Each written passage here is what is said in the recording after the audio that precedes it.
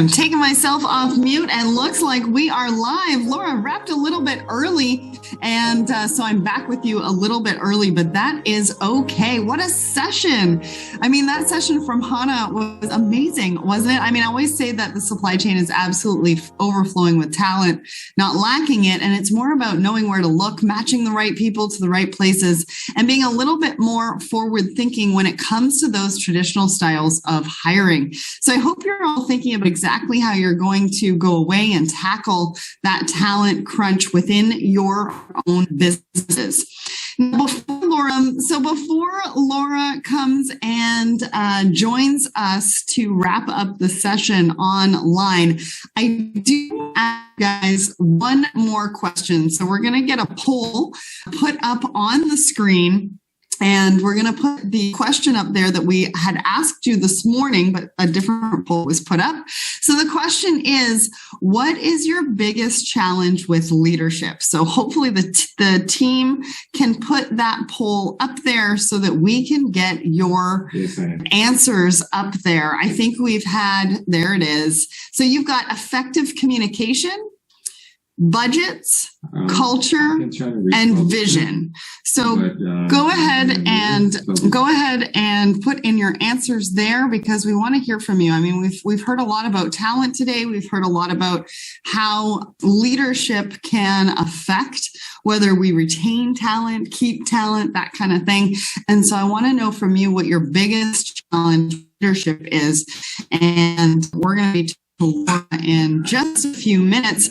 If we can put those answers up on the screen, team, so I can take a look and see where we're at with those biggest challenges, that would be great. I'd also love to hear from you in the chat function as to what your biggest takeaways were from Hannah's discussion. So if you have any takeaways there, we'd love to hear from you in the chat function about what you thought. Talent is a really, really big discussion right now. And I think one of the articles I was reading this morning, and I was going to mention this to Lora when she comes in, is something that they're talking about called labor hoarding. I don't know if you've heard that, but they're hanging on to talent because they think it's going to save them money long run. So we've got all sorts of different terminology coming at us: quiet quitting, labor hoarding, great resignation. So it's a lot to consider. So we've got 33% of you that says your biggest challenge with leadership is effective communication. 33% of you also said culture. 17% of you said budgets. And I think about 20% of you said vision. Now, effective communication, now that is something that is extremely important, but can be also very difficult. And that's just jumped up to, we're back to 33%. I saw one of the top LinkedIn voices on leadership speak at a conference, the general management meeting for Hapag-Lloyd back in June. And one of the slides that she had was to talk about the different generations and we've seen throughout their lifetime, which changes their perspectives and how you can effectively communicate with them as a leader. So, for example, Gen Z, she was talking about, has been through and seen a lot from September 11th, and they haven't known about war. Plus, they've gone through COVID. And so the anxiety levels that we're seeing right now does attribute to what they've seen in their lifetime. And it's different for the baby boomers, as well as my generation, the millennials. And it really depends, because they saw inflation.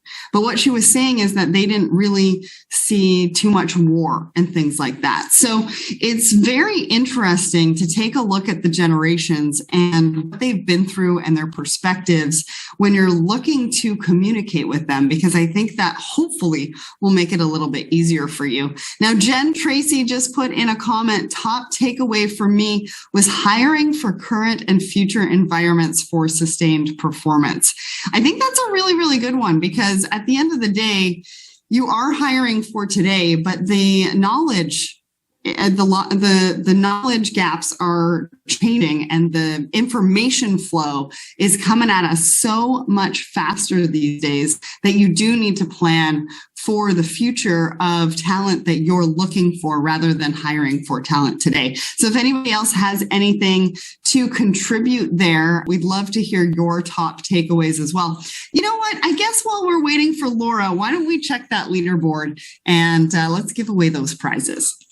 So I need a drum roll again. I needed to find something on an app for a drum roll. All right. Well, Lora is just coming. Okay. We're going to have to wait on those prizes because Lora is just coming to join us now. I was just going to give away the prizes for the leaderboard, but I'm waiting till the end now because now you're here. So you can give us, you can come and join us. We can give the prizes together, you know. Yeah, we'll do it at the end. We'll make them wait just a little bit longer. Okay. So what a day. Yeah. Amazing. Loved all the sessions that we had today. We had a really in-depth discussion with Jenny. She came in for her interview and it was great. Really loved so much insightful information. Jenny was just talking about over here on the chat that her takeaway from today was hiring for current and future environments for sustained performance. I think that's a wonderful takeaway. Yeah. You know, I think back to Luke Layton as an history and talking about social tokens and, you know, Bitcoin and blockchain, and who would have thought, right? Most people go talk to engineers and traditional hiring, or I think back to Rick McDonald, who looked at his job descriptions and said, we really aren't positioning for future hiring. You know, but the other thing that I take away is this kind of evolution of empathetic leaders, right, that care about mental health, care about team culture, purpose-driven. You know, we've always talked about, for many years, we've talked about for customer centricity. Yeah. But I think we really haven't, you know, spent a lot of time thinking about the DNA of mental health, the DNA of teams and culture. And it was really exciting to see that come out in the presentations. Well, and the vulnerability across all 3 days, right? From the top leaders that we're hearing from. Now, I want to bring your attention to the poll that we did. What is your biggest challenge with leadership? So 43% of our audience says culture. 29% says effective communication. Now, I just spoke about, because I saw one of the top voices from LinkedIn speak in June about leadership. And she was talking about communication and how you communicate with the generations, because each generation has been through different things. Like Generation Z has not known a world without war, which is an interesting perspective to understand the generation you're talking to for effective communication. What do you think about these poll results? I think they're very representative of the market. I think one of the things we have to think about when we think about how we communicate to generations is the concept of time. You know, time means something so different, and the expectation of information and, you know, the patience for latency is very different in different generations. And I think putting ourselves in the shoes of the generation we're speaking to, one of the interesting things I've observed when I speak, I'll have, you know, Gen Y come up to me and talk to me about career pathing. And I say, you know, supply chain didn't exist when I graduated. Why do you feel so much energy to force fit a career path into a world where you'll probably have 10 to 12 jobs before you retire, and many of the jobs are things that you never imagined. Like you never imagined you'd be a podcaster, right? Nope. I never imagined I'd be a blogger. I mean, I didn't know what a blog was, you know, podcaster, right? I didn't have supply chain media as a term in 2016 when I started. Yeah, you would never have said that in your high school yearbook, right? And so why are we so close-minded trying to force ourselves into boxes that we can't even imagine, versus training ourselves on the critical skills of listening, storytelling, influence management, relationship building, and just natural curiosity and experiencing life, right? The more we can experience life holistically, you know, the better we are as leaders. So that's what I would like to leave people with is, you know, think differently. We don't have the answers. humility is really important. Let's go get it. Now, culture being 43% of that as being a challenge for leadership, what are the takeaways around culture specifically? So, culture really for me is from top down.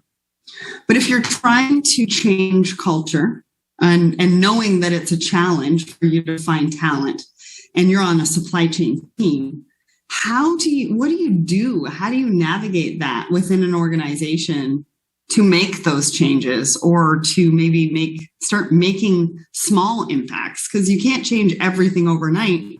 I think you can start making incremental changes, right?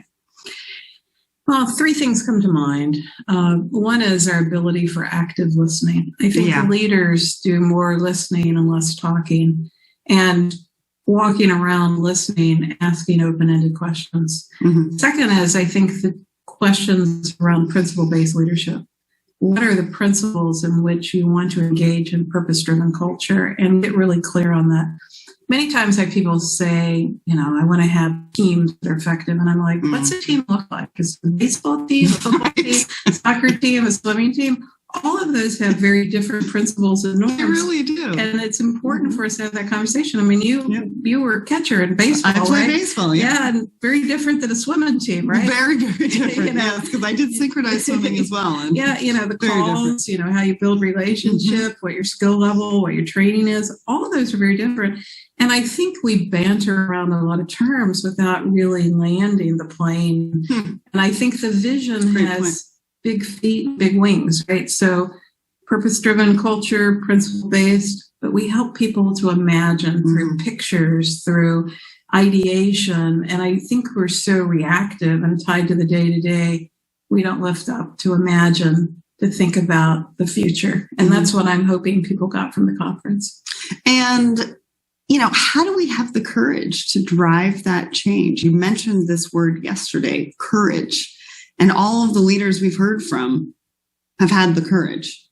So how would you encourage the audience online to find that courage to drive the change that's needed in a variety of different ways? Whether it's planning, whether it's technology, whether it's culture. Whether it's being a podcaster or a blogger, right? Mm-hmm. We both started our own businesses, right? I think it's getting up in the morning, putting your shoes on, saying, I want to walk forward, make a difference, and this is who I want to be, versus saying, I want to be in this box, right? I always thought I wanted to be a plant manager. And so I really woke up one day going, okay. That's what I want to do. I am a plant manager. That's not, I'm 30 and what am I going to be when I'm 60, right? And many of the people that are my long-term relationships that were in manufacturing retired in their 50s, and they go through this cycle of they retire and then they have vacation and then they kind of wake up and they say, how can I renew? Mm-hmm. Well, life shouldn't be about 30% vacation on the end. We need to really think about, how do we have the courage to live the life we want to live versus propelling ourselves into job descriptions that are very fixed definitions that are changing over time. Mm-hmm. And so if you think about the people that spoke, right, I remember Allison when she was just coming out of school, right, the courage to go to Medtronic, I remember talking to her about that and going from technology to manufacturing. That took courage. Or Brett, the first time I had a call and he's like, what do you mean event simulation? And how would I ever explain this to my boss? And I'm like, just show it to him. And I mean, that was courage, right? Mm-hmm. And so we accept what they did, but what we don't see is they did have courage. And I'm hoping everyone on the call, everyone that experienced this has courage to make a difference. Leading by example and having the self-doubt and doing it anyways. Right? Because everybody has self-doubt. But believing in yourself. And believing in yourself, yeah. And believing in the purpose that you want to have for yourself, not just looking at little boxes that you want to fill, but also integrity in what you do. And you've got to believe in the company that you're part of. Mm-hmm. And you've got to build a network of people that when you fail and you skin your knee and you're feeling really down, you can call. Yeah. And build back up. So one of the other polls that we did this morning was, what was the greatest challenge building next generation supply chain talent? So 56% said testing and providing value of next gen processes. What do you say to that? I think that is breakthrough thinking. That makes me very happy, because one of the conversations that I was having with technologists is we're into very much buy-sell relationships. And so technologists come and try to sell versus really helping organizations to build. And I think we need to rethink how we sell and buy technology. I hope no one puts another RFP in the market, because that just sends us down, the drain hole. I want people to really look at how do they partner with technology leaders. And I want technology leaders to think past pipeline and egocentric salespeople that are heavily bonused, to think about how do we test and learn and encourage people to fail, because just like that rocket that failed 28 times, it's the 29th time that really got us into orbit. Yes, the Michael Jordan story too. I don't know the exact stats on that one, but I know he, threw the ball into the basket so many times before he was able to do it time after time. Remember the backwards bike video? Yeah. When, it was like 3 months before he could actually ride the bike, So we've got some comments. Jessica says, companies knew the labor gap before the pandemic, but didn't choose to listen.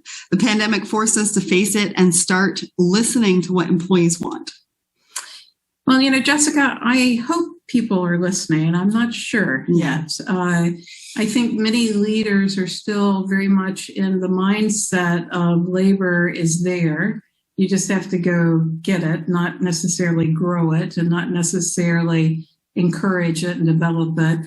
And that came from, the post-recession thinking where labor was surplus. And so it's hard to teach old dogs new tricks.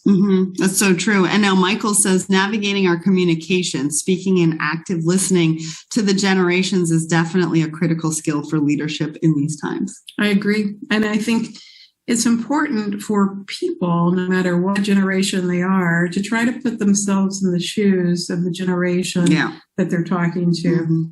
Just talking about, what's important and what they've experienced is germane to the discussion. All right. Should we give away some prizes? I'd love to. All right. Who walked on with this and got the highest score? So the winner of our leaderboard on the platform is Mary at 617 points. So you win a free ticket to next year's event. Congratulations. I'll be sending the list of winners to Regina, or you can reach out to Regina as well.